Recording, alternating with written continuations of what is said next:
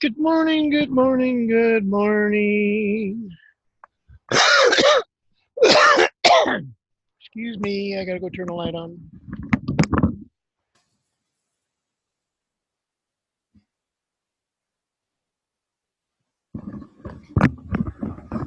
Okay,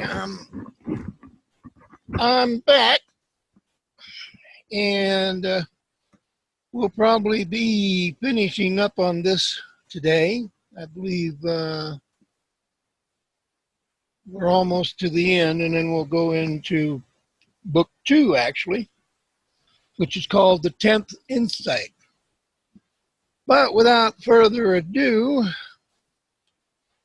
get my finger in here.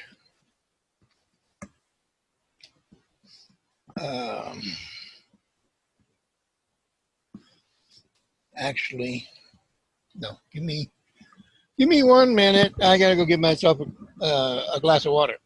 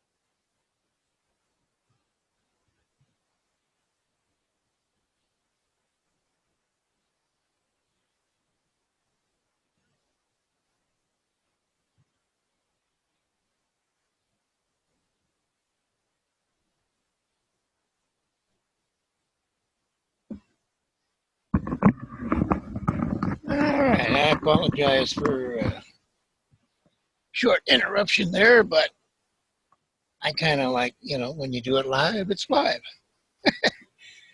All right, like I said, without further ado, I'm going to continue reading from where we left off. But the important thing for us right now is that we can now understand where we are going. We could not save the environment and demonstrate the planet and feed the poor before, because for so long we could not release our fear of security or scarcity and our need to control so that we could give to others. We couldn't release it because we had no view of life that served as an alternative. Now we do.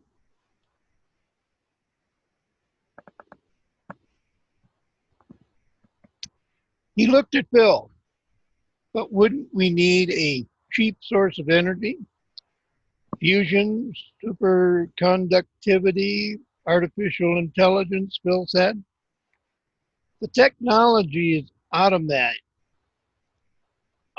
is probably not that far away now that we have the knowledge of why to do it.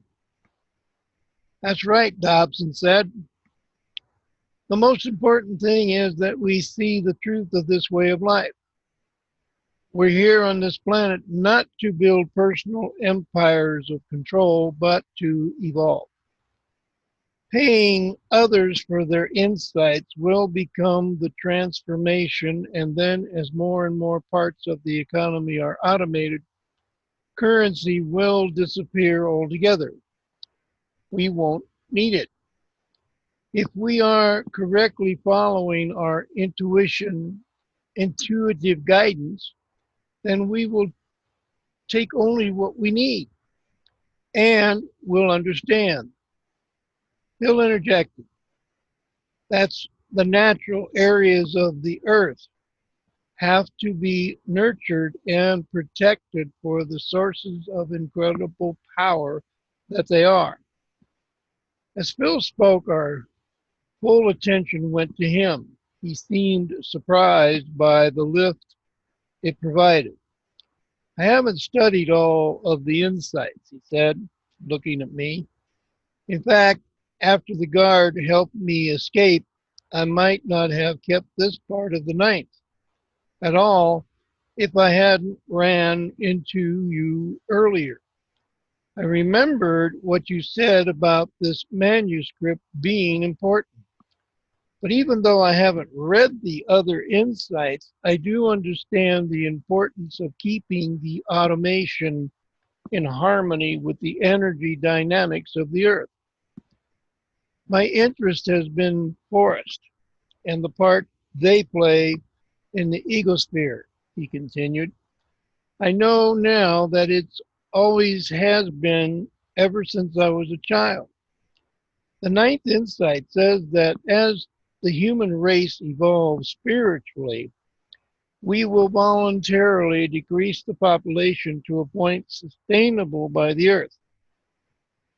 We will be committed to living within the natural energy systems of the planet. Farming will be automated except for the plants one wants to energize personally and then consume. The trees necessary for construction will be grown in special designated areas. This will free the remainder of the earth's trees to grow and age, finally mature into powerful forests. Eventually, these forests will be the rule rather than the exception, and all human beings will live in close proximity to this kind of power. Think what an energy filled world we will live in. That ought to rise everyone's energy level, I said. Yes, it would, Sanchez said distractingly, as though he were thinking ahead about what the increase in energy would mean. Everyone waited. It would accelerate, he said finally. The pace of our evolution, the more readily we have energy flowing into us, the more mysteriously the universe responds by bringing people into our lives to answer our questions. He looked thoughtfully again, and every time we follow an intuition and some mysterious encounter leads us toward our personal vibrations and increase. Onward and upward, he continued, half to himself. If history continues, then we'll continue to achieve higher and higher levels of energy and vibration. Dobson said, finishing his sentence. Yes, Sanchez, that's it. Excuse me for a minute. He got up and walked several yards into the forest and sat down alone. What else does the ninth insight say? I asked Dobson. We don't know, he said. That's where the part we have ends. Would you like to see it? I told him I would, so he walked to his truck and came back with a manila folder. Inside were 20 typed pages. I read the manuscript, impressed with how thoroughly Dobson and Phil had captured its basic points. When I came into the last page, I understood why they said it was only a part of the ninth insight. It ended abruptly in the middle of a concept, having just introduced the idea that the transformation of the planet would create a totally spiritual culture and would raise human beings to a higher and higher vibration.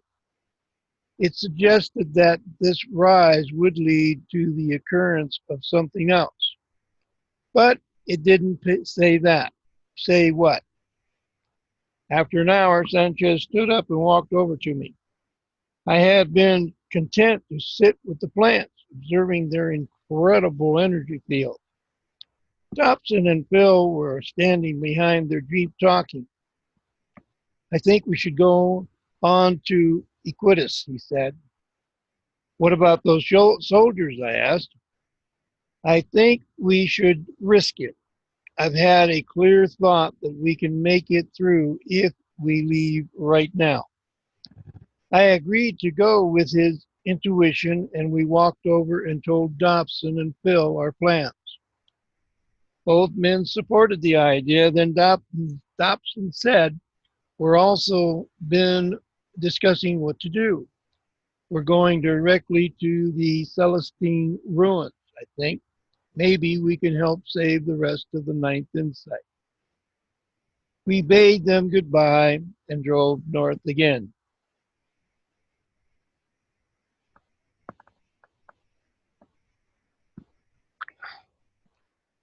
What are you thinking about? I asked after a period of silence. Father Sanchez slowed the truck and looked at me. I'm thinking about Cardinal Sebastian, about what you have said, that he would stop fighting the manuscript only if he could be made to understand it. As Father Sanchez made this statement, my mind wandered into a daydream of actually confronting Sebastian. He was standing in a quarterly room looking down at us. At that moment, he had the power to destroy the Ninth Insight, and we were fighting to make him understand before it was too late. When I finished the thought, I noticed Sanchez was smiling at me. What were you seeing? I asked. I just, I was just thinking of Sebastian. What was happening? The image of confronting Sebastian was clearer. He was about to destroy the last insight. We were trying to talk him out of it. Sanchez took a deep breath. It looks like whether the rest of the ninth insight becomes known will depend on us. My stomach drew into a knot at the idea. What should we say to him? I don't know, but we must persuade him to see the positive, to understand that the manuscript as a whole doesn't negate but clarifies the truth of the church. I'm sure the rest of the ninth insight does just that. We rode in silence for an hour, seeing no other traffic of any kind. My thoughts raced through the events which had transpired since I'd come to Peru. I knew the manuscript's insights had finally merged in my mind into one consciousness. I was alert to the mysterious way my life evolved as revealed by the first insight.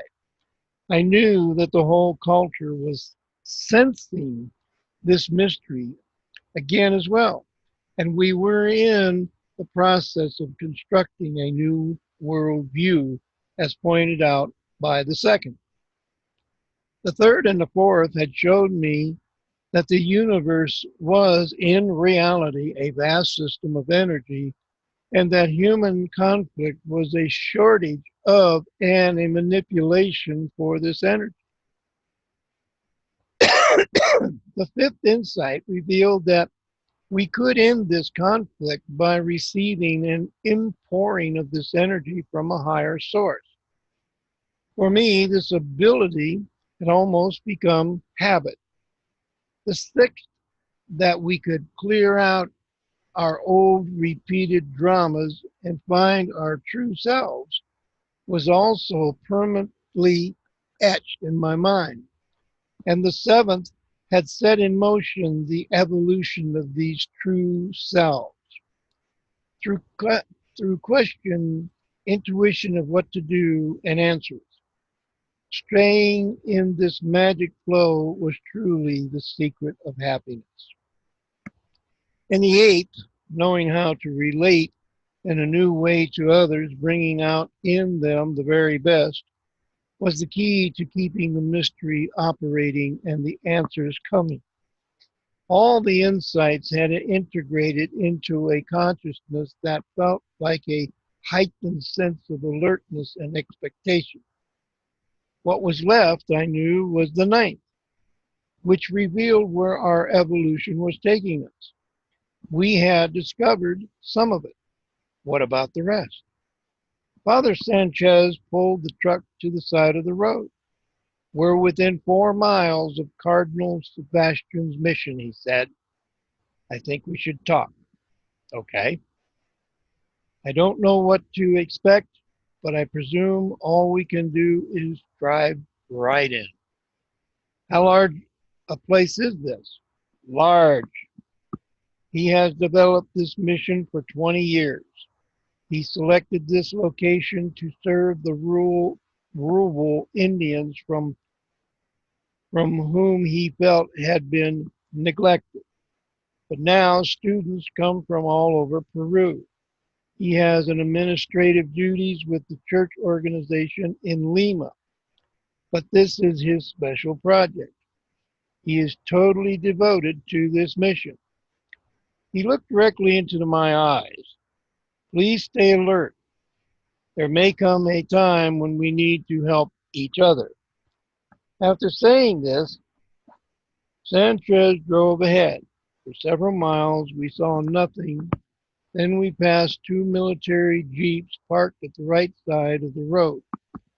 The soldiers inside looked at us intensely as we drove by. Well, Father Sanchez said, they know we are here. A mile further, we came to the entrance to the mission. Large iron gates protected the paved driveway. Although the gates were open, a jeep and four soldiers blocked our way and signaled us to stop. One of the military men talked into a shortwave radio. Sanchez smiled as the soldier walked up. I'm Father Sanchez, here to see Cardinal Sebastian. The soldier scrutinized Sanchez, then me. He turned and walked back to the soldier with the radio. They talked without taking their eyes off of us. After several minutes, the soldier came back and said we should follow them. The jeep led us up the tree-lined drive for several hundred yards until we came to the mission grounds. The church was built of cut stone and was massive, capable of seating, I'd guess, over 1,000 people. On both sides of the church were two other buildings, which looked like classrooms.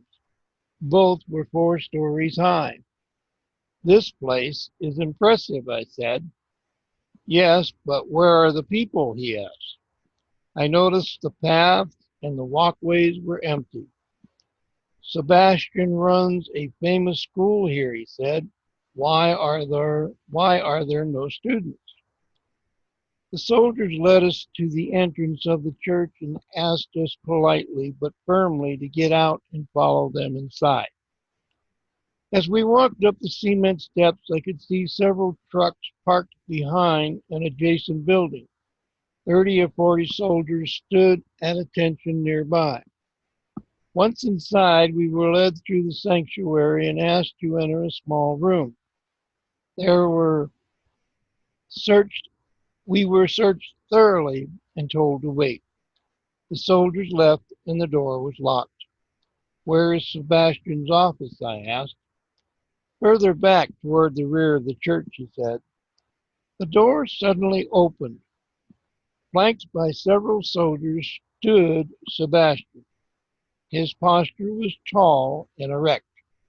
What are you doing here? Sebastian asked Sanchez. I want to talk with you, Sanchez said. About what? The ninth insight of the manuscript. There's nothing to discuss. It will never be found. We know you already found it. Sebastian's eyes widened. I will not allow this insight to be disseminated, he said. It is not the truth. How do you know it's not the truth? Sanchez asked. You could be wrong. Let me read it. Sebastian's face softened as he looked at Sanchez. You used to think I would make the correct decision in a manner of this kind. I know, Sanchez said. You were my mentor, my inspiration. I patterned my mission after yours. You respected me until this manuscript was discovered, Sebastian said. Don't you see how diversitive it is? I tried to let you go your own way. I even let you alone after I knew you were teaching the insights. But I will not let this document destroy everything our church has built. Another soldier walked up behind Sebastian and asked to see him. Sebastian glanced at Sanchez, then walked back into the hall. We could still see, but could no longer hear the conversation. The message obviously alarmed Sebastian. He turned to walking away. He signaled for all the soldiers to follow him except for one, whom he apparently told to wait with us. The soldier walked into the room and leaned against the wall, a disturbed look on his face. He was only about 20 years old. What is wrong? Sanchez asked him. The soldier only shook his head. It is about the manuscript, the ninth insight. The soldier's face displays surprise. What do you know of the ninth insight? He asked timidly. We're here to save it, Sanchez said. I too want it saved, the soldier replied. Have you read it? I asked. No, he said, but I have heard the talk. It brings our religion alive. Suddenly from outside the church came the sound of gunfire. What's going on? Sanchez asked. The soldier stood motionless. Sanchez gently touched his arm. Help us. The young soldier walked to the door and checked the hall, then said, someone has broken into the church and stolen a copy of the ninth insight. They seem to still be here on the grounds somewhere. More gunfire broke out. We must try to help them, Sanchez said, told the young man. He looked horrified. We must do what's right, Sanchez stressed. This is far, this is for the whole world. The soldier nodded and said we should move to another area of the church where there would be less activity, that perhaps he could find a way to help. He led us down the hall and up 2 flights of stairs to a larger corridor which spanned the full width of the church. Sebastian's office is right below us, 2 stories down, the young man said.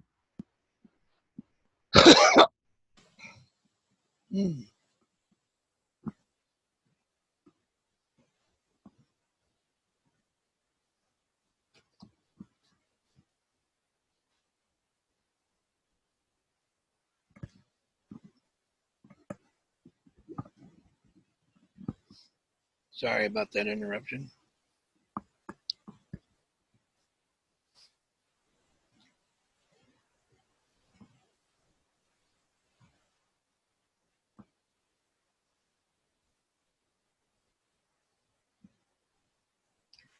The soldier nodded and said we should move to another area of the church where there would be less activity. Perhaps we could find a way to help. He led us down the hall and up 2 flights of stairs to a larger corridor which spanned the full width of the church. Sebastian's office is right below us, 2 stories down, the young man said. Suddenly we could hear a group of people running down in an adjacent corridor, heading our way. Sanchez and the soldier were ahead of me and ducked into a room to the right.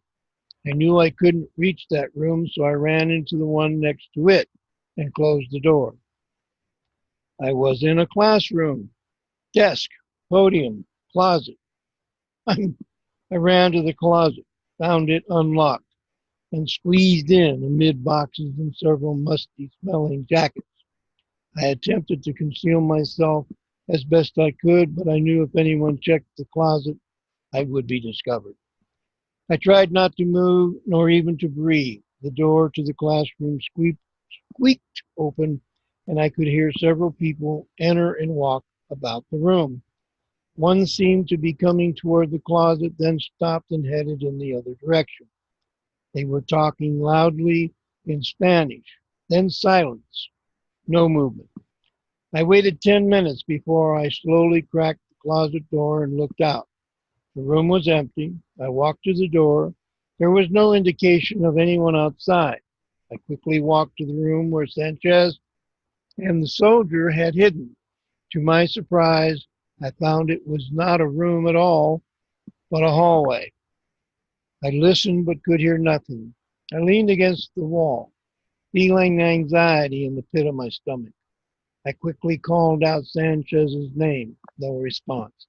I was alone. I could feel a slight dizziness from the anxiety. I took a deep breath and I tried to talk to myself.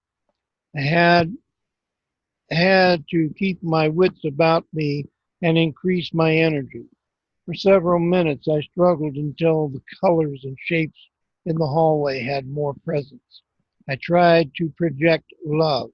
Finally I felt better and thought of San Sebastian again. If he was in his office, Sanchez would go there. Ahead, the hallway ended at another stairway, so I walked 2 flights down to the first level. Through the window of the stairway door, I looked down the corridor. No one was in view. I opened the door and walked ahead, not sure where I wanted to go.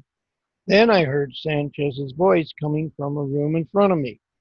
The door was cracked. Sebastian's voice boomed back at him. As I approached the door, a soldier inside opened it suddenly and pointed a rifle at my heart, forcing me inside and against the wall. Sanchez acknowledged me with a glance and put his hand on his solar plex. Sebastian shook his head in disgust. The young soldier who had helped us was nowhere to be seen. I knew that Sanchez's gesture to his stomach meant something. All I could think of was that he needed energy as he spoke. I focused on his face, trying to see his higher self. His energy field weakened and widened. You can't stop the truth, Sanchez said. People have a right to know. Sebastian looked condescendingly at Sanchez. These insights violate the scriptures. They could not be true. But do they really violate the scriptures, or do they just show us what the scriptures mean? We know what they mean, Sebastian said. We've known for centuries. Have you forgotten your training, your years of study? No, I haven't, Sanchez said, but I also know that the insights expand our spirituality. They, according to whom? Sebastian shouted. Who wrote this manuscript anyway? Some pagan Mayan who learned somewhere how to speak Arabic. What did these people know? They believed in magic places and mysterious energy. They were primitives. The ruins were where the ninth was found is called the Celestine temples, the heavenly temples.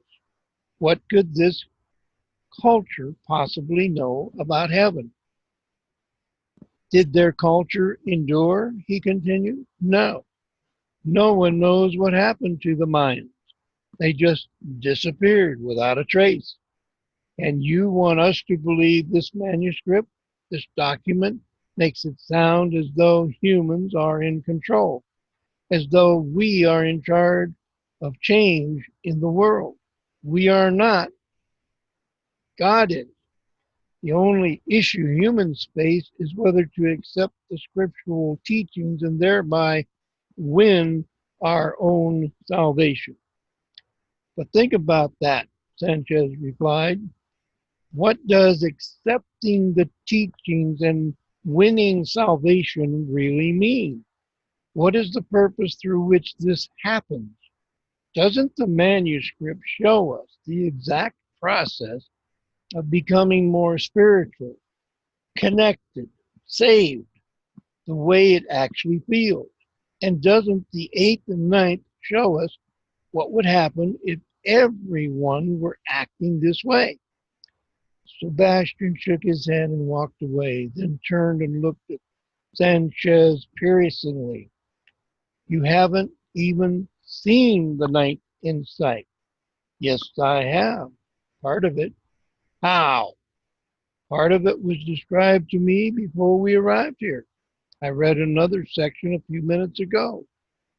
What? How? Sanchez walked closer to the old priest. Cardinal Sam Sebastian, people everywhere want this last insight revealed. It places the other insights into perspective. It shows us our destiny, what spiritual consciousness really is. We know what spirituality is, Father Sanchez. Do we? I think not. We've spent centuries talking about it, visualizing it, professing our belief in it, but we're always characterized this connection as something abstract, something we believe in intellectually. And we've always cast this connection as something an individual must do to avoid something bad happening, rather than to acquire something good and tremendous. The manuscript describes the inspiration that comes when we are truly loving others and evolving our lives forward. Evolve, evolve. Listen to yourself, Father. You have always fought against the influence of evolution. What has happened to you? Sanchez collected himself. Yes, I fought against the idea of evolution, a replacement for God as a way to explain the universe without reference to God. But now I see the truth is a thesis of the scientific and religious worldviews. The truth is that evolution is the way God created and is still creating. But there is no evolution, Sebastian protested. God created this world and that's it. Sanchez glanced at me, but I had no ideas to express. Cardinal Sebastian, he continued, the manuscript describes the progress of succeeding generations as an evolution of understanding, an evolution toward a higher spirituality and vibration. Each generation incorporates more energy and accumulates more truth, and then passes that status on to the people of the next generation, who extends it further. That's nonsense, Sebastian said. There is only one way to become more spiritual, and that's by following the examples of the scriptures. Exactly, Sanchez said. But again, what are the examples? Isn't the story of the scriptures a story of people learning to receive God's energy and will within? Isn't that what the early prophets led the people to do in the Old Testament? And isn't that receptivity to God's energy within what culminated in the life of a carpenter's son, to the extent that we say God himself descended to earth? Isn't the story of the New Testament, he continued, the story of a group of people being filled with some kind of energy that transformed them? Didn't Jesus himself say that what he did, we could do also, and more? We're never really taking that idea seriously, not until now. We're only now grasping what Jesus was talking about about where he was leading us. The manuscript clarifies what he meant, how to do it. Sebastian looked away, his face red with anger. During the pause in the conversation, a high-ranking officer burst into the room and told Sebastian that the intruders have been seen. Look, the officer said, Pointing out the window, there they are. 300 or 400 yards away, we could see two figures running through an open field headed toward the forest. A number of soldiers at the edge of the clearing seemed ready to open fire. The officer turned from the window and looked at Sebastian, his radio raised. If they get to the wooded area, he said, they will be hard to find. Do I have your permission to open fire? As I watched the two running, I suddenly recognized who they were. That's Will and Julia, I shouted. Sanchez walked even closer to Sebastian. In the name of God, you cannot commit murder over this. The officer persisted. Cardinal Sebastian, if you want this manuscript contained, I must give the order now. I was frozen. Father, trust me, Sanchez was saying. The manuscript will not erode all you have built, all you have stood for. You cannot kill these people. Sebastian shook his head. Trust you. Then he sat down at his desk and looked at the officer. We will shoot no one. Tell your troops to capture them alive. The officer nodded and walked out of the room. Sanchez said, thank you. You made the right choice. Not to kill? Yes, Sebastian said, but I will not change my mind. This manuscript is a curse. It will undermine our basic structure of spiritual authority. It would entice people to think that they are in control of their spiritual destiny. It would undermine the discipline needed to bring everyone on the planet into the church. And people would be caught wanting when the rapture comes. He looked hard at Sanchez. At this moment, thousands of troops are arriving. It doesn't matter what you or anyone else does. The Ninth Insight will never leave Peru. Now, get out of my mission. As we sped away, we could hear dozens of trucks approaching in the distance. Why did he let us go? I asked. I suppose because he thinks it makes no difference. Sanchez replied that there's nothing we can do. I really don't know what to think. His eyes met mine.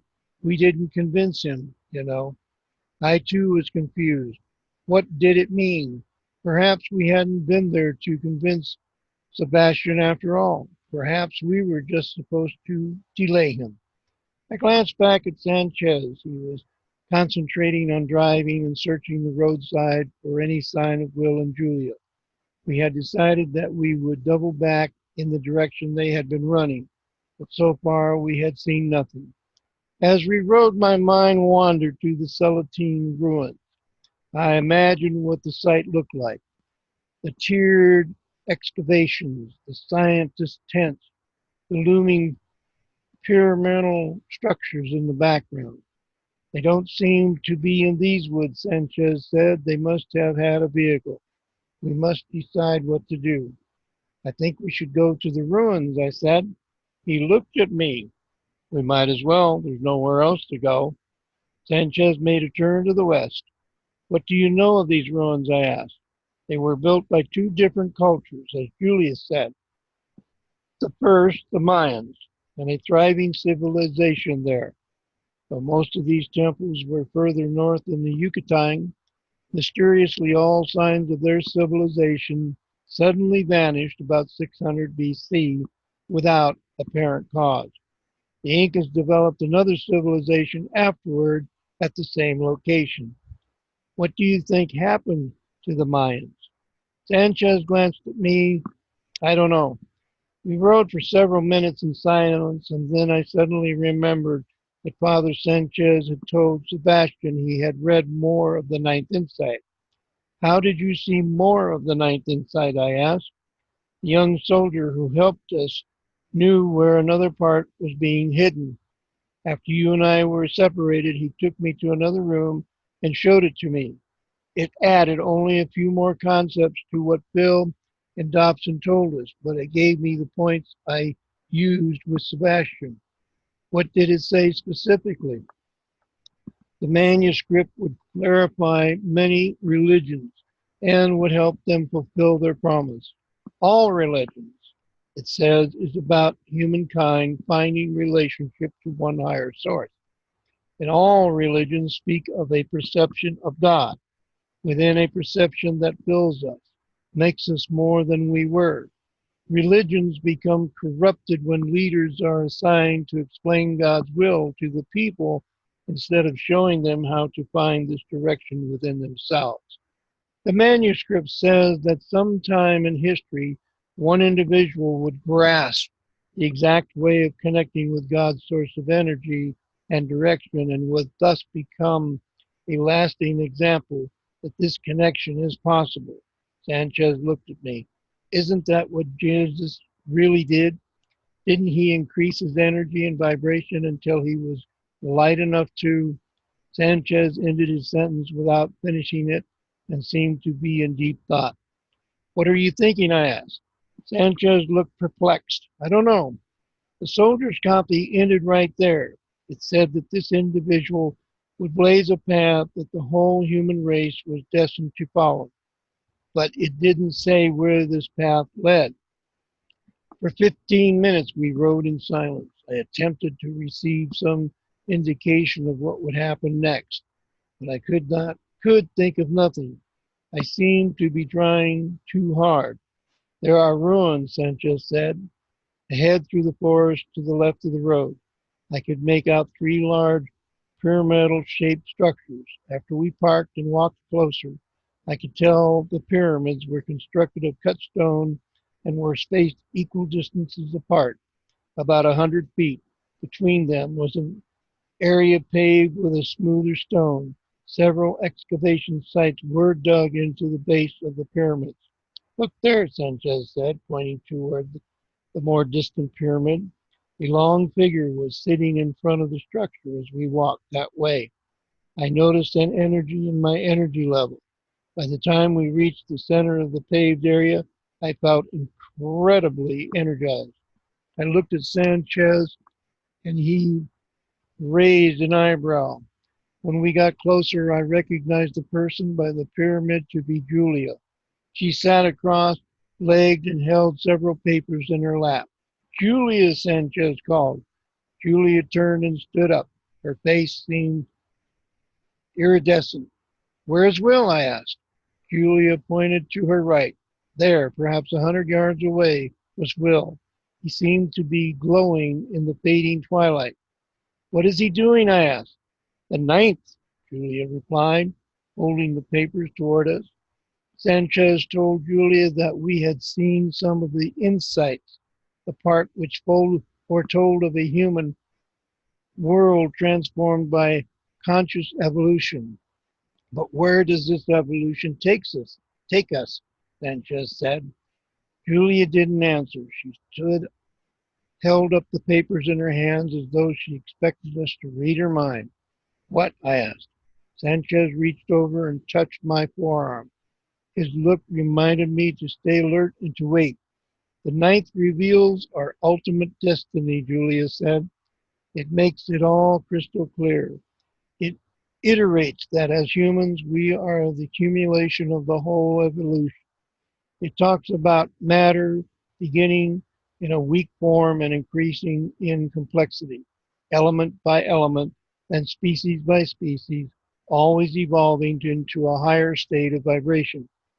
When primitive humans came along, we continued this evolutionary unconsciously by conquering others and gaining energy and moving forward a little bit, and then being conquered ourselves by someone else and losing our energy.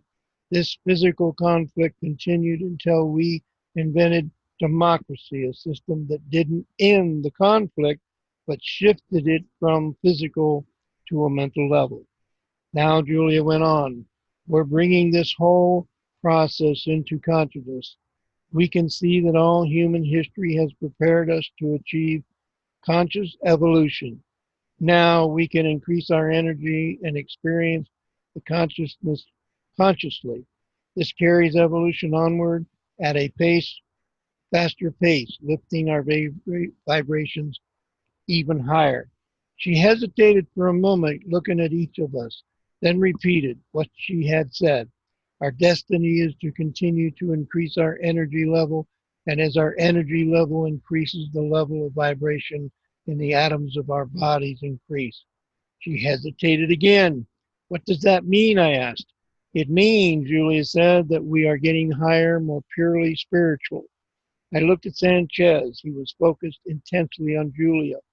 The ninth insight, Julia continued, says that we as humans continue to increase our vibration, and an amazing thing will begin to happen. Whole groups of people, once they reach a certain level, will suddenly become invisible to those who are still vibrating at a lower level.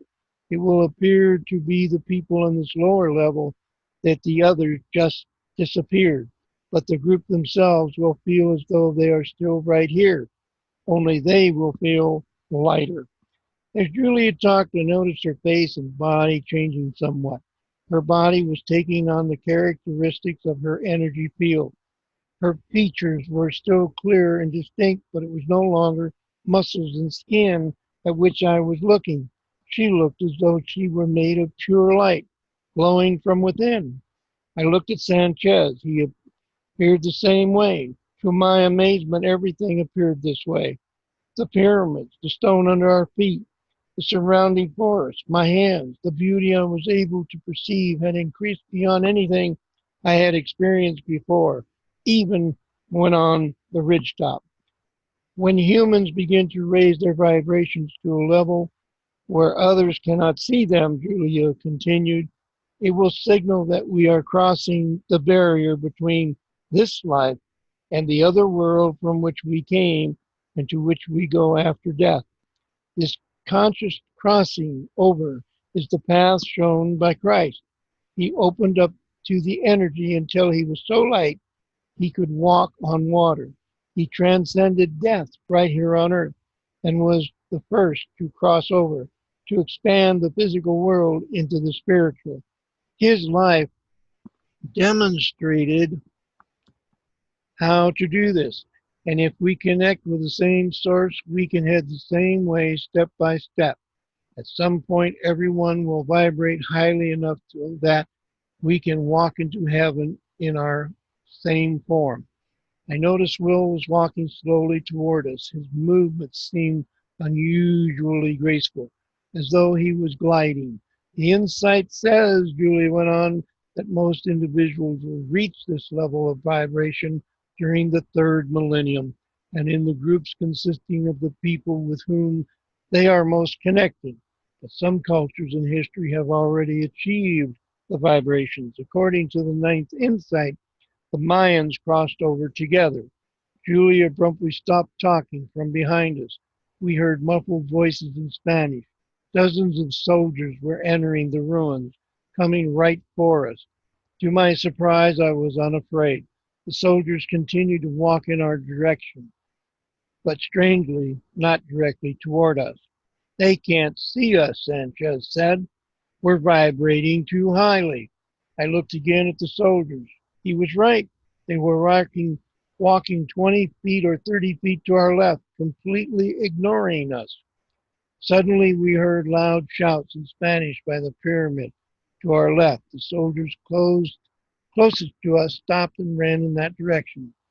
I strained to see what was happening. Another group of soldiers were emerging from the forest, holding the arms of two other men, Dobson and Phil. The sight of their capture jolted me, and I could feel my energy level plummet. I looked at Sanchez and Julie. Both were staring intensely towards the soldiers and appearing equally disturbed. Wait, Will seemed to shout from the opposite direction. Don't lose your energy. I felt the words as well as heard them. They were silently garbled. We turned to see Will walking quickly towards us. As we watched, he seemed to say something else, but this time the words were completely unintelligible. I realized I was having trouble focusing. His image was becoming hazy, distorted. Gradually I stared in disbelief. He disappeared altogether.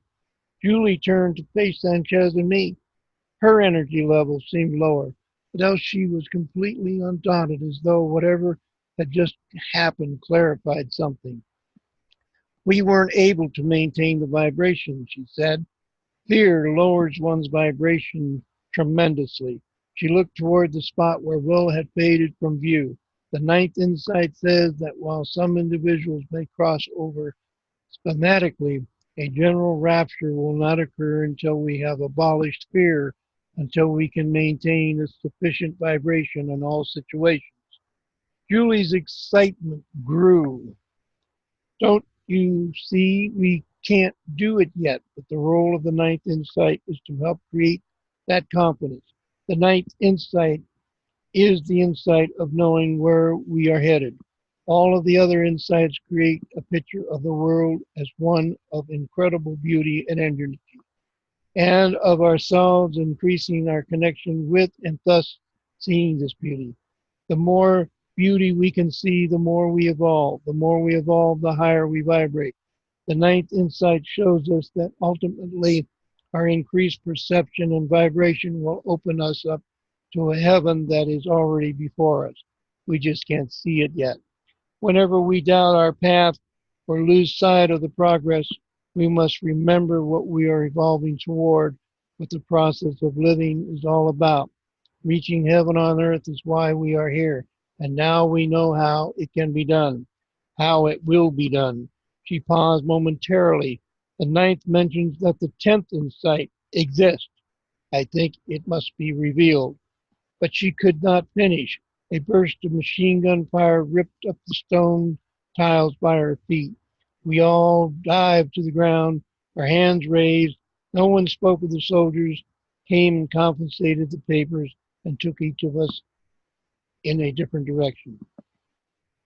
The first weeks after my capture were spent in constant terror.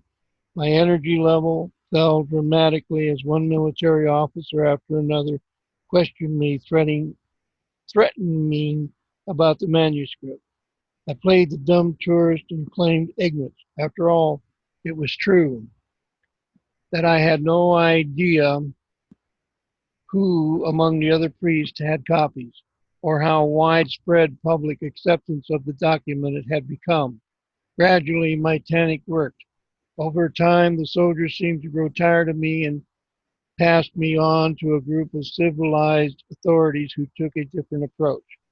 These officials sought to convince me that my trip to Peru had been crazy from the beginning. Crazy because, according to them, the manuscript never really existed. They argued that the insights had, in fact, been invented by a small group of priests with the intent to foster rebellion. I had been duped, these officials told me, and I let them talk. After a while, the conversation became almost cordial. Everyone began to treat me as a gutless victim of this plot, as a gutless Yankee who read too many adventure tales and found himself lost in a foreign country.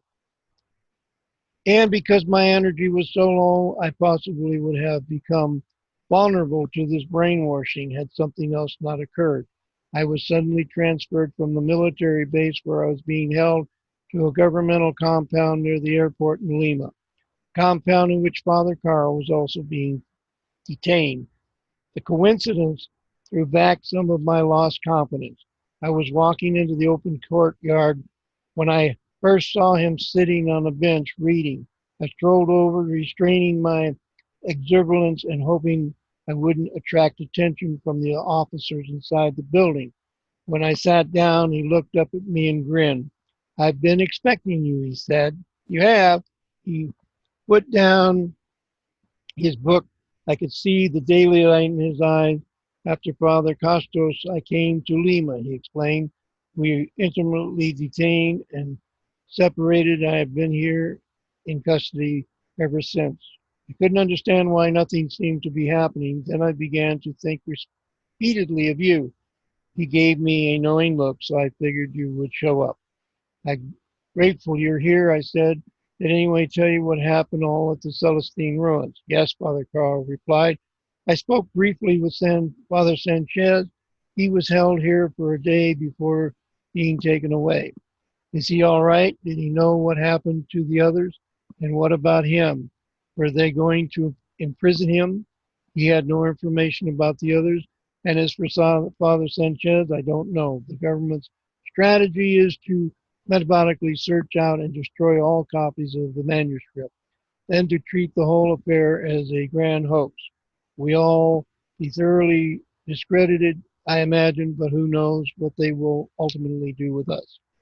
What about Dobson's copies? I said. The first and second insights he left in the States. They already have them, Father Carl replied.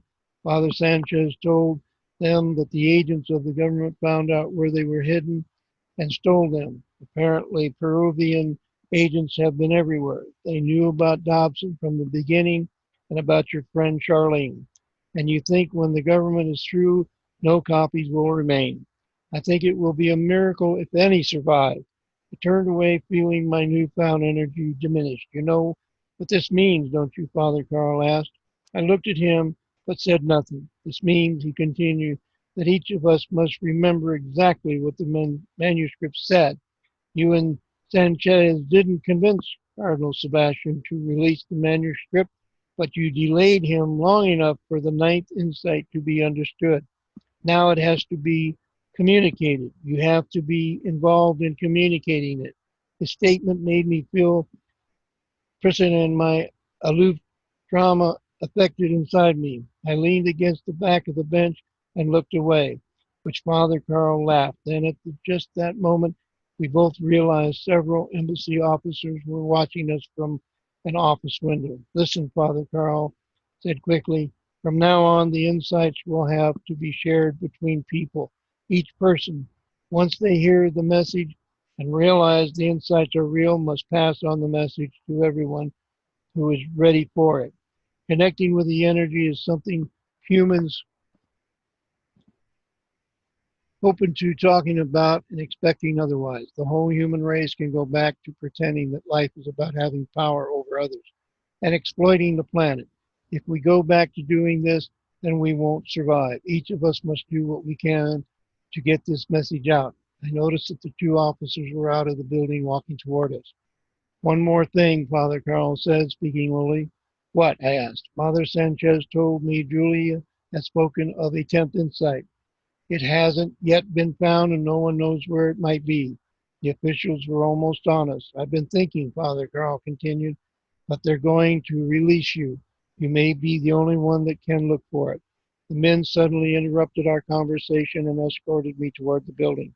Father Carl smiled and waved and said something else, but I could only half pay attention. As soon as Father Carl mentioned the 10th insight, I had been consumed by a thought of Charlene. Why was I thinking of her? How was she connected to a 10th insight?